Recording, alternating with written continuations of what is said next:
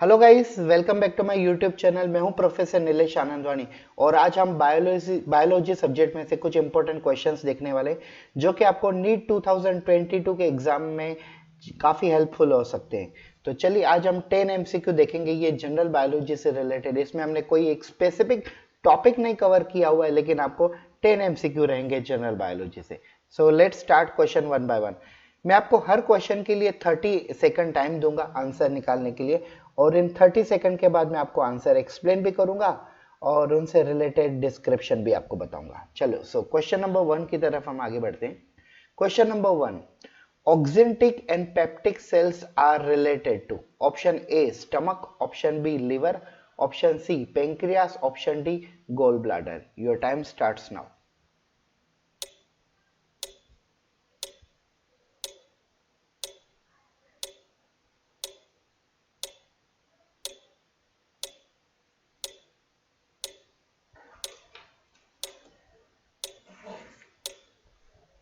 Come on guys. Oxyntic and peptic cells किस organ से related है? Stomach, liver, pancreas, gall bladder. So your time up now. So guys, the answer of this question number first is A, stomach. Oxyntic and peptic cell ये दोनों के दोनों stomach से related है और स्टमक में ये काफी इंपॉर्टेंट रोल प्ले करते हैं। चलो हम क्वेश्चन नंबर सेकंड की तरफ हम आगे बढ़ते हैं। सो सेकंड क्वेश्चन है, collecting tubules is also known as option A column of Bertini, option B duct of renal tubule, option C auditory meatus and option D duct of Bellini. Your time starts now.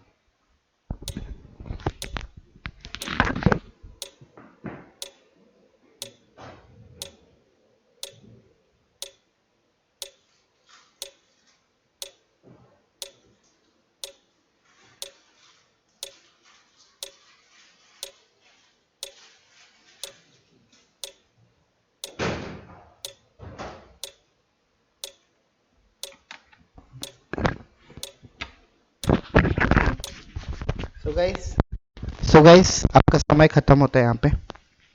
तो collecting tubule हम किसे कहते हैं? Collecting tubule हम कहते हैं duct of बेलेनी को।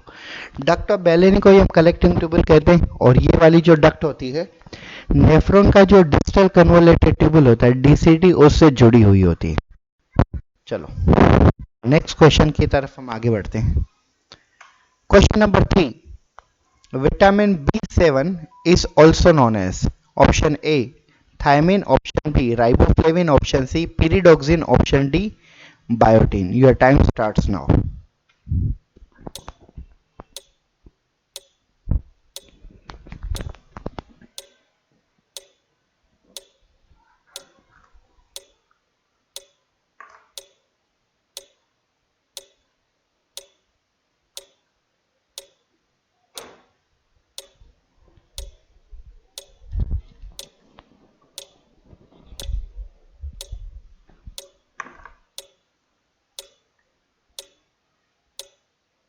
So guys, your time up now.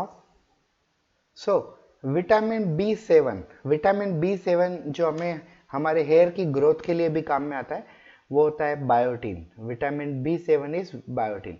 Vitamin B1 is thiamine, vitamin B2 is riboflavin and vitamin B5 जो होता है, जस्ट मिनट,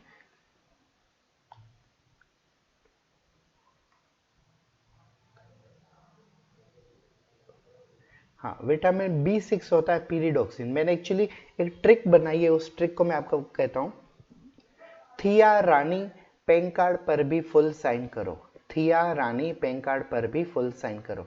अगर आप ये ट्रिक को याद रखते हो तो आपको ये पूरा याद हो जाएगा। थिया मतलब थायमिन, रानी रा मतलब राइबोफ्लेविन, नी मतलब नायासिन, और पेंग कार्ड, पेंग मतलब पेंटोथेनिक एसिड, और पार का मतलब होता है, पर का मतलब होता है पीरिडोक्सिन, और फिर भी का मतलब होता है बायोटिन, और उसके बाद अगर हम आगे बढ़ें तो फुल का मतलब होता है फॉलिक एसिड, और साइन का मतलब होता है सियानोकोबालामाइन।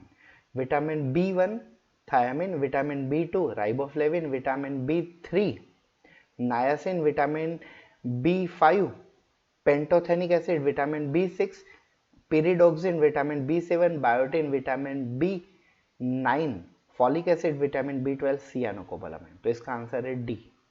चलो गाइस, तो नेक्स्ट क्वेश्चन की तरफ हम आगे बढ़ते हैं।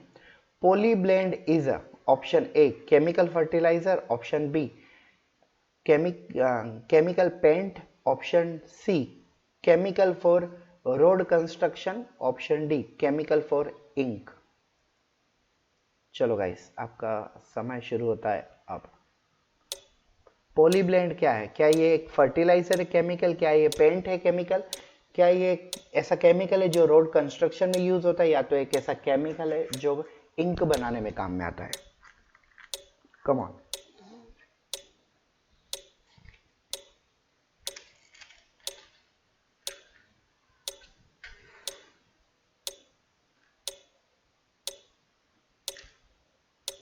तो गाइस, आपका समय खत्म होता है यहाँ पे। तो ये देखिए, ये क्या है पॉलीब्लेंड? तो पॉलीब्लेंड एक ऐसा केमिकल है जिसको एक बेंगलोर के पर्सन ने बनाया हुआ था। उनका नाम था अहमद खान। और ये एक केमिकल है जिससे हम रोड कंस्ट्रक्शन में यूज करते हैं। और इस केमिकल की क्या ऐसी खासियत है कि जिसको हम रोड कंस्ट्रक्शन में यूज करते हैं? ये एक ऐसा केमिकल है पॉलीब्लेंड। अगर आप एक्चुअली, अहमद खान एक पर्सन थे, इनकी कंपनी थी प्लास्टिक प्रोडक्शन की। ये आपको 12th स्टैंडर्ड की बायोलॉजी बुक में इनकी केस स्टडी भी दी हुई है। तो इनकी प्लास्टिक कंपनी थी, प्लास्टिक प्रोडक्शन की। कुछ सालों के बाद, प्लास्टिक प्रोडक्शन के बाद, इनको ऐसा महसूस हुआ कि प्लास्टिक प्रोडक्शन करने से कितना पोल्यूशन होता है। तो उन्होंने एक ऐसा केमिकल बनाया। बेंगलोर में एक आरवी कॉलेज ऑफ इंजीनियरिंग है, उस कॉलेज के इंजीनियरिंग के स्टूडेंट और इन अहमद खान, इन सब ने मिलकर एक ऐसा केमिकल बनाया जिसे हम कहते हैं पॉलीब्लेंड। अगर पॉलीब्लेंड को डांबर के साथ, मतलब बिटुमिन के साथ अगर आप मिक्स कर देते हो और इनको अगर आप रोड कंस्ट्रक्शन में यूज करते हो, तो इसका फायदा क्या होगा? जब भी कभी बारिश गिरेगी तो बारिश के पानी से पॉलीब्लेंड को कोई भी इफेक्ट नहीं होता, और इसके कारण रोड कंस्ट्रक्शन को, और जो रोड बन गए होंगे उनके ऊपर कोई इफेक्ट नहीं होगा। ज्यादातर हम देखते हैं कि बारिश के सीजन में रोड खराब हो जाते हैं, लेकिन अगर आप बिटुमिन से और पॉलीब्लेंड से रोड बनाओ तो कंस्ट्रक्शन अच्छा होगा और फिर पानी से कोई इफेक्ट नहीं होगा रोड के ऊपर। तो ये होता है केमिकल फॉर रोड कंस्ट्रक्शन। चलो guys, next question. Question 5. Human RBC are option A circular and nucleated, option B shapeless and nucleated, option C circular and non-nucleated, option D shapeless and non-nucleated. Your time starts now.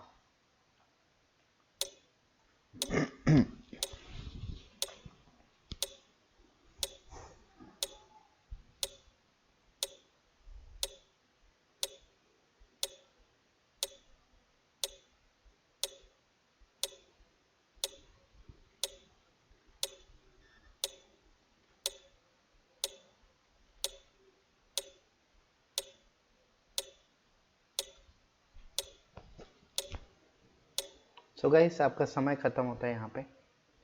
तो human RBC, अगर आप ये देखो तो human RBC सबसे पहले क्या होते हैं? नॉन न्यूक्लिएटेड होते हैं। सबसे पहली बात तो ये न्यूक्लिएटेड वाले ए और बी ऑप्शन तो कट हो गए। उसके बाद ये न्यूक्लिएटेड कैसे हैं? शेपलेस हैं या सर्कुलर है? तो ये होते हैं सर्कुलर एंड नॉन न्यूक्लिएटेड। तो इसका आंसर आता है C. Okay guys, next question. Robert Brown is related to discovery of, option A nucleus of cell, option B chromosome of cell, option C mitochondria of cell, option D cytoskeleton of cell. So your time starts now.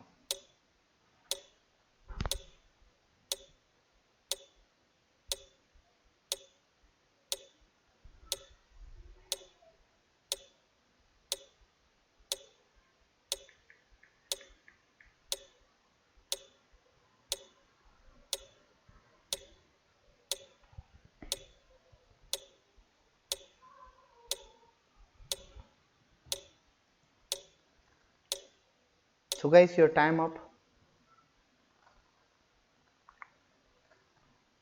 So the answer of this question is very simple.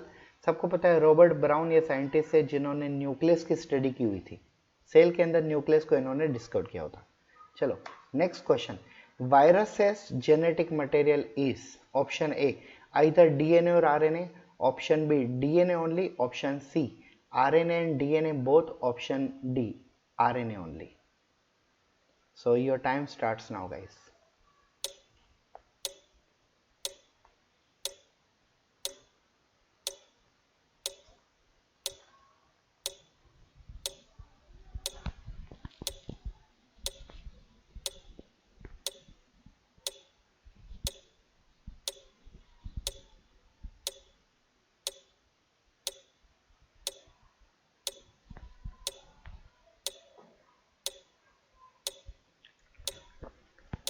So guys, your time up now. So viruses genetic material is, तो viruses को actually दो category में divide किया हुआ है। एक ऐसे virus है जिनके अंदर आरएनए पाया जाता है और एक ऐसे वायरस जिनके अंदर डीएनए पाया जाता है। तो वायरसेस के अंदर या तो आरएनए होता है या तो डीएनए होता है। सिर्फ डीएनए वाले वायरसेस ऐसे नहीं होते हैं। सिर्फ आरएनए मतलब वायरस में सिर्फ डीएनए पाया जाता है, ये गलत है। वायरसेस में सिर्फ आरएनए पाया जाता है, ये गलत है। वायरसेस में आरएनए डीएनए दोनों पाए जाते हैं, ये भी गलत है। या तो डीएनए पाया जाता है या तो आरएनए पाया जाता है। तो ए वाला आंसर सही है। आइदर डीएनए इज प्रेजेंट और either RNA is present but not never both. So answer is a. Question number 8। Gregor John Mendel studied plant for hybridization experiment was option A Avena sativa, option B Gingiber officinale, option C Pisum sativum, option D Phyllanthus dulci. Your time starts now.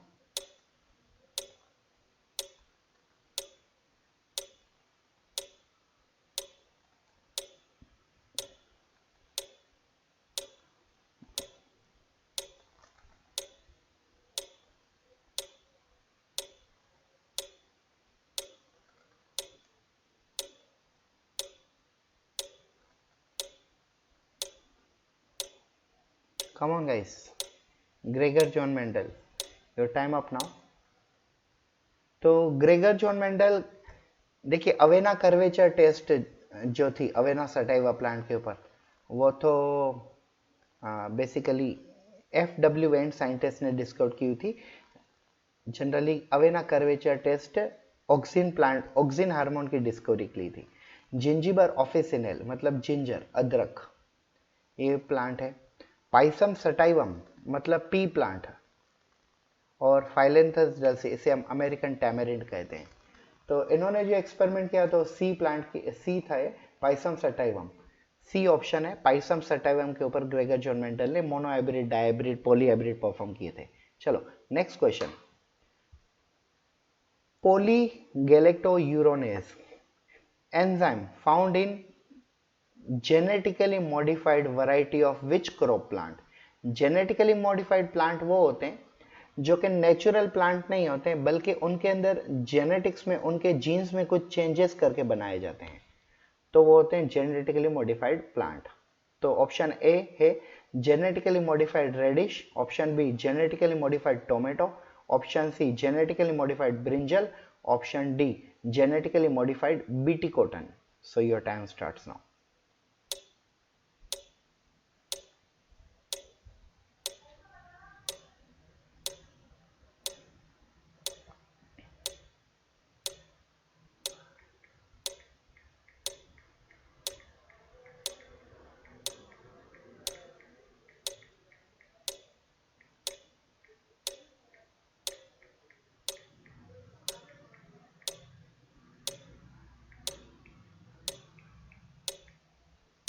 So guys, your time up now.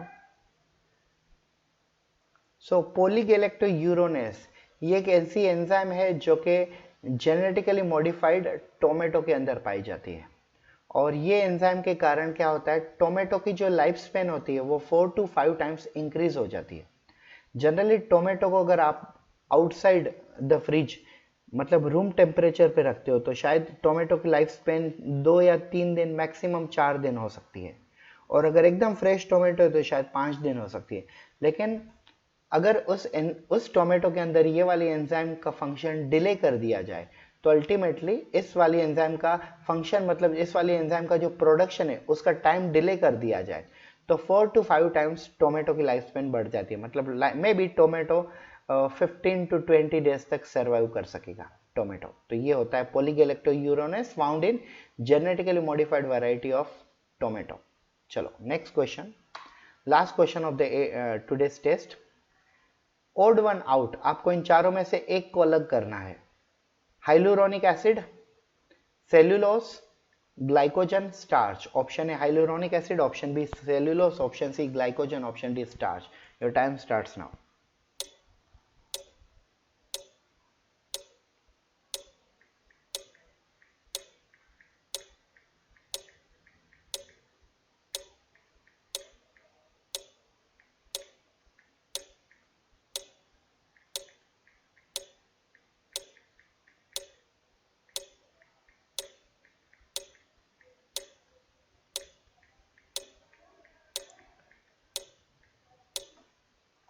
So guys, your time's up. So this was last question of the session, today's test. So option A is the correct answer, hyaluronic acid. You know why? Cellulose is a polysaccharide, starch is a polysaccharide, glycogen is a polysaccharide, even though hyaluronic acid is also polysaccharide, but hyaluronic acid is a heteropolysaccharide, whereas cellulose, starch and glycogens are homopolysaccharides. So that's why this is different. Hyaluronic acid, cellulose, glycogen, starch, ये चारों के चारों polysaccharide है। सिर्फ फर्क ये है कि हाइलुरोनिक एसिड जो है ये हेटेरोपॉलीसेकेराइड है, बाकी सब होमोपॉलीसेकेराइड। तो आपका समय खत्म होता है यहाँ पे। और ये वाली टेस्ट के हमने 10 आउट ऑफ 10 क्वेश्चन डिस्कस कर लिए। ये टेस्ट काफ़ी इंपॉर्टेंट है जो कि 2022 में नीट एग्जाम देने वाले हैं और 2023 में भी देने वाले हैं और आगे फ्यूचर में जो भी एग्जाम देंगे। चलो, thank you so much, have a nice day.